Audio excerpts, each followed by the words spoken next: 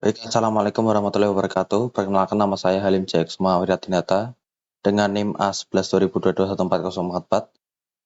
dari mata kuliah Pembelajaran Mesin A11 4403. Pada kesempatan kali ini saya akan menjelaskan tentang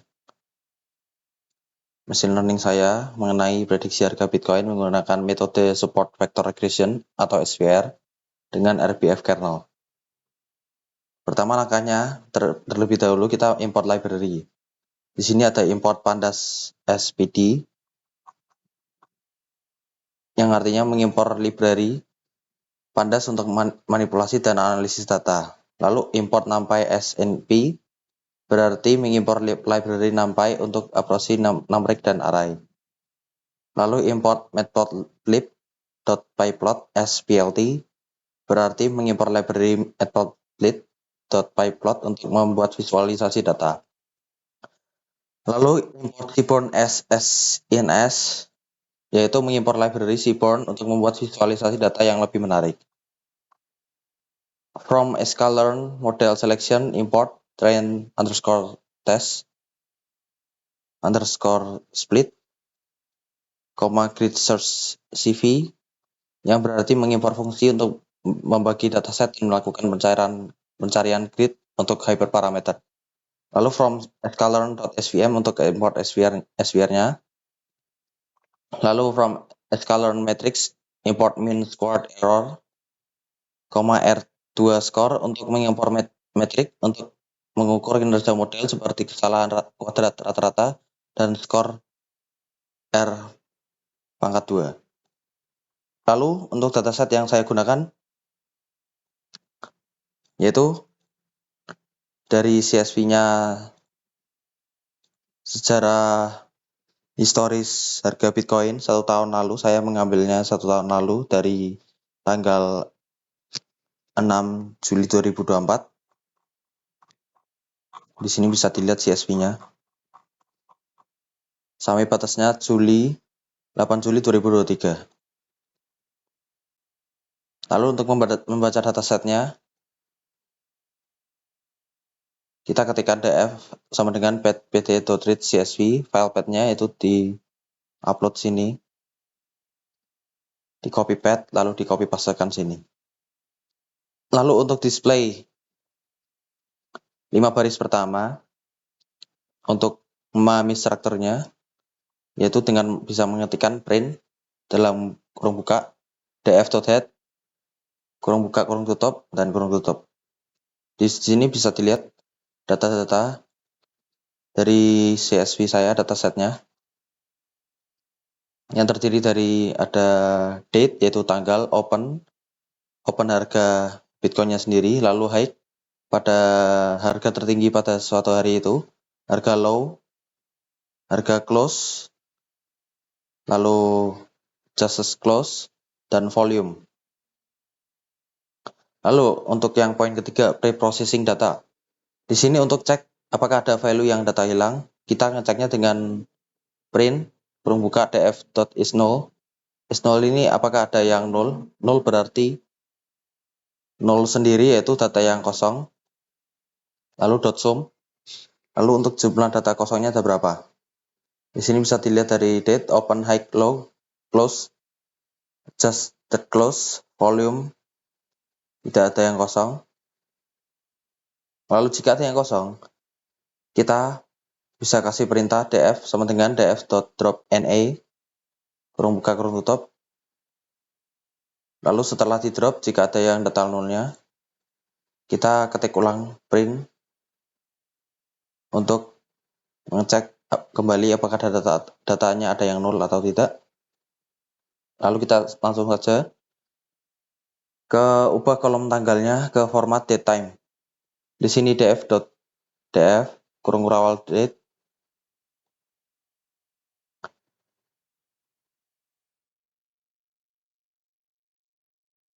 yang berarti mengubah kolom date menjadi format datetime. Lalu df days untuk yang ini untuk menghitung jumlah hari sejak tanggal minimum dan menyimpan dalam kolom days. Lalu poin keempat, visualisasi datanya. kita visualisasikan data harga penutupan dari Bitcoin 1 tahun terakhir. Yang pertama ada plt.figure kurung buka fixed size sama dengan 10,5 yaitu untuk mengatur ukuran plotnya. Lalu selanjutnya plt.plot kurung buka df date df close. Kita membuat plot garis untuk harga penutupan terhadap tanggalnya. Lalu plt.title harga penutupan BTC USD ini adalah judulnya, judul pada plot grafik ini. Lalu untuk plt.x label tanggal dan akan nanti print di bawah sini.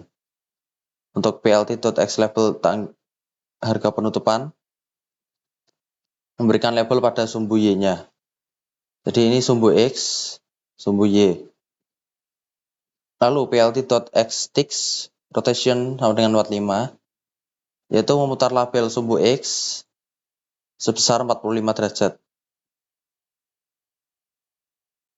Lalu plt.type underscore layout untuk mengatur tata letak plot agar lebih rapi dan plt.show untuk menampilkan hasil plotnya. Di sini terlihat jelas yaitu harga penutupan Bitcoin selama 1 tahun terakhir.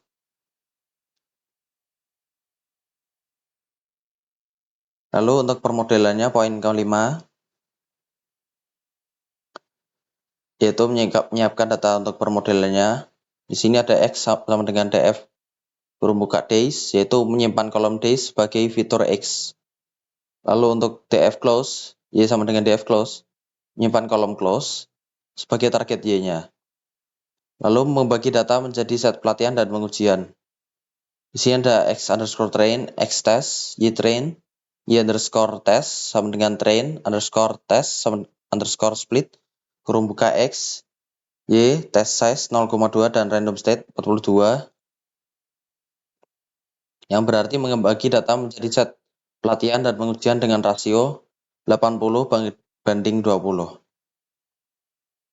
Lalu untuk penyetelan parameter menggunakan grid search CV, di sini ada parameter grid yang berarti di sini yaitu mendefinisikan grid parameter untuk dicari.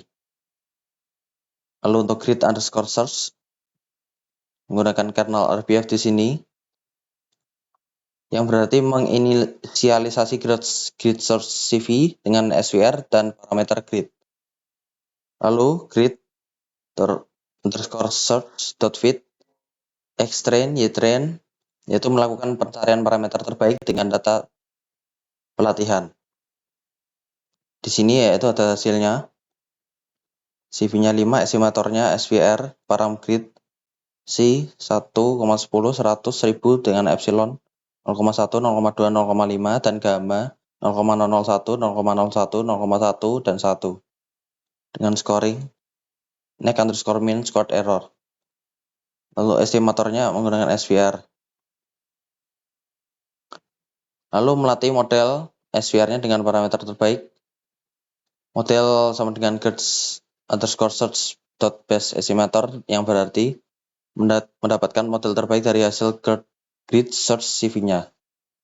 Lalu model .fit xtrain ytrain melatih model dengan data pelatihan. Lalu dan yang di sini dari hasil yang ini menghasilkan C-nya sama dengan 1000, epsilon 0,5, gamma 0,001. Lalu prediksi pada data uji dengan codingan Y underscore pred sama dengan model predict kurung buka X underscore test kurung tutup yang berarti melakukan prediksi pada data ujinya. Lalu poin ke-6 hasil pemodelannya kita visualisasikan menggunakan matriks korelasi. Di sini plt.figure yang berarti mengukur ukuran plotnya. Lalu sns.heatmap df.core annotation true cmap coolworm yang berarti membuat heatmap korelasi dengan anotasi dan palet warna coolworm. Lalu plt.title ini adalah judulnya dan ini adalah plt.show ini untuk hasilnya.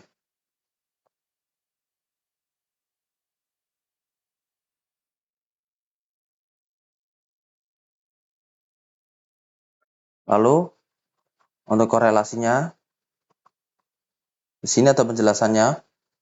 Grafik ini adalah heatmap yang menunjukkan matriks korelasi antar berbagai atribut dalam datasetnya. Nilai korelasi berkisar dari -1 hingga 1. Warna merah ini menunjukkan korelasi positif yang kuat, yaitu mendekati 1. Sedangkan warna biru menunjukkan korelasi negatif yang kuat, mendekati -1. Warna di antara menunjukkan tingkat korelasi yang berbeda. Lalu atribut yang dianalisisnya ada atribut open, date, high, low, close, adjusted close, volume, days, yang memiliki korelasi yang sangat tinggi, nilai mendekati satu sama lain. Volume menunjukkan korelasi yang lebih rendah dengan atribut lainnya, menunjukkan bahwa volume ini perdagangan tidak terlalu terkait erat dengan harganya. Lalu date, days, and days menunjukkan korelasi tertinggi satu sama lain, yang diharapkan karena days mungkin derivatif dari date. Korelasi spesifiknya, korelasi antara volume dan atribut lain seperti open, high, low, close, dan adjusted close berkisar sekitar 0,58 hingga 0,63. Lalu korelasi antara date dan atribut lain seperti open, high, low, close, adjusted close sekitar 0,9 menunjukkan hubungan yang cukup kuat. Heatmap ini membantu mengidentifikasi atribut mana yang memiliki hubungan linear yang kuat. Yang penting untuk analisis lebih lanjut dan permodelan prediktifnya.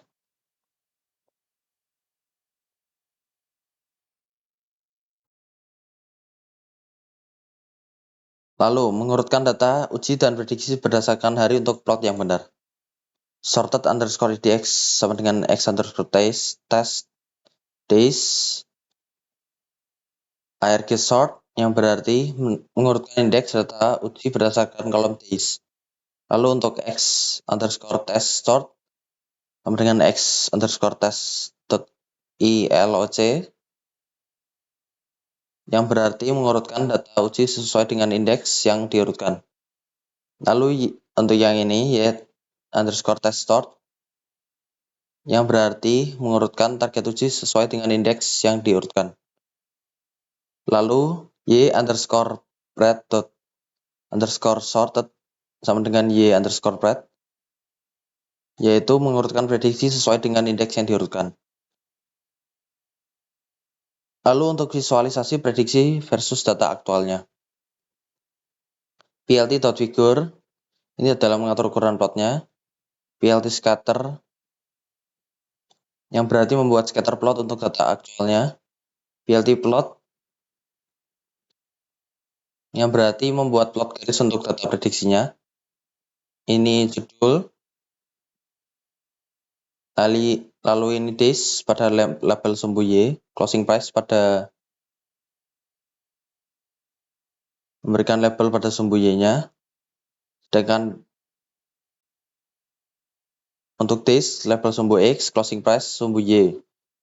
Lalu plt.legend berarti menampilkan legenda plotnya. Tick layout untuk mengatur tata letak plotnya agar lebih rapi. plt.show menampilkan plot. Lalu poin ke-7. Sebelum ke poin ke-7 ini bisa dilihat hasilnya. Untuk yang garis merah ini menunjukkan garis yang hasil dari SVR, hasil prediksinya, sedangkan yang biru itu adalah titik-titik harga faktanya yang sudah terjadi pada harga historis Bitcoin-nya 1 tahun yang lalu. Lalu poin ke-7, evaluasi model. Di sini ada MSE, mean squared error, kurang buka Y-test, Y-pred, yang berarti menghitung mean squared error dari prediksinya. Lalu R2 sama dengan R2 underscore score, kurung buka y underscore test, y underscore pred, menghitung skor R2 dari prediksi. Lalu ini adalah print hasil dari min squared errornya dan print dari hasil dari R2 skornya. Bisa diperoleh min squared errornya di sini 49,66713 dan R2 skornya 0,98. Sekitar segini hasil evaluasi modelnya. Seberapa akurasi dari kita menggunakan metode dari SWR ini. Lalu untuk poin yang terakhir, poin ke-8, simulasi ujinya. Untuk prediksi 7 hari ke depan menggunakan metode SWR-nya. Saya menggunakan 1 minggu ke depan. Lalu last day mendapatkan nilai maksimum dari kolom days-nya. Future days data frame ini yang berarti membuat data frame untuk hari-hari di masa depannya. Lalu future prediction, model prediknya ini melakukan prediksi untuk hari-hari di masa depan. Lalu kita gabungkan data aktualnya dengan prediksi masa depan untuk merencanakannya. All underscore days sama dengan np.concatenate ini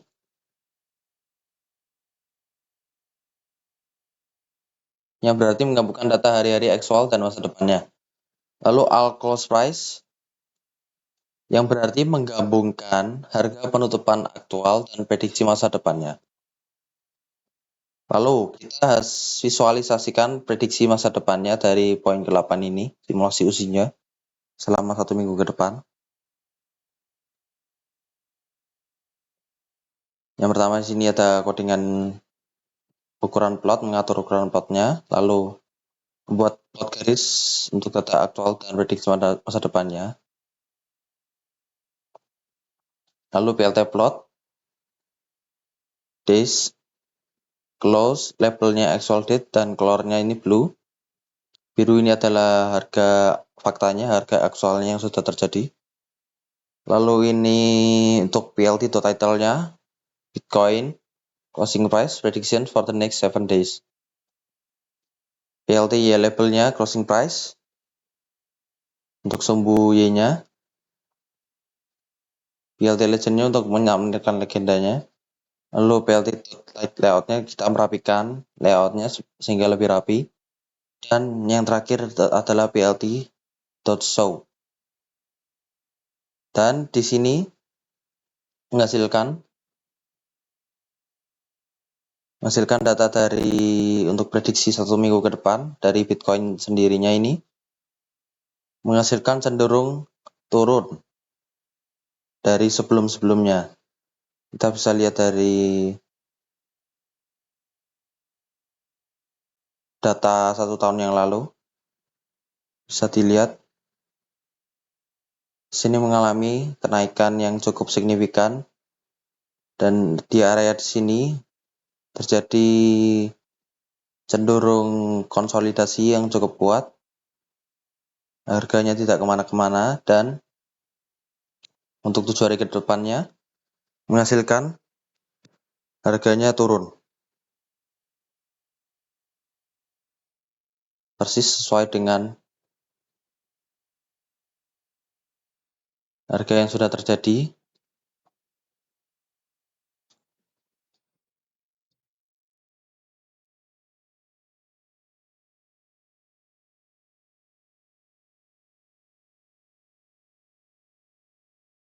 Di sini saya memakai TradingView.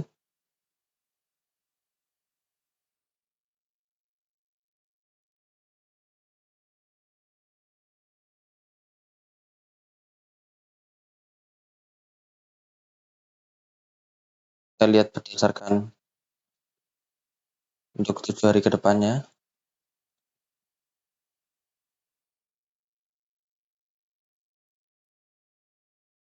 Di sini di tanggal 6 saya memakai 2 hari, sudah 2 hari yang lalu.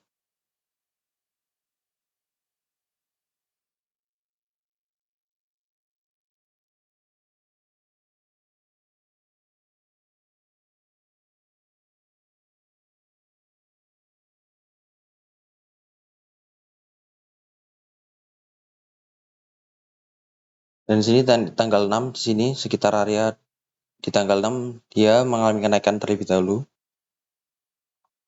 Lalu untuk tanggal 78-nya hingga sekarang dia mengalami penurunan sebesar 4%.